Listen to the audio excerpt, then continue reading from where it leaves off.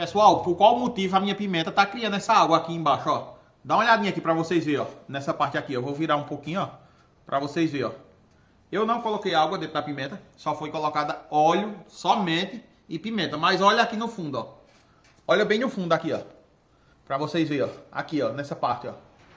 Eu não sei porque isso tá acontecendo nas pimentas que eu tô fazendo aqui, ó. Eu já perdi uma já, que azedou.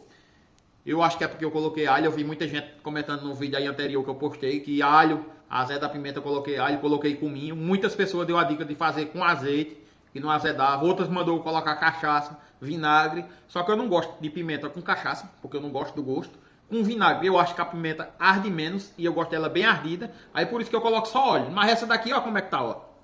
Ó, ó. Pode ver, ó. Parece que tem uma água aqui embaixo, ó. No fundo aqui, ó. Nessa parte aqui, ó. Mas rapaz, será que eu vou perder essa pimenta de novo? Se tiver alguém aí para dar mais uma dica, me dizer o que é isso, comenta aí, por favor.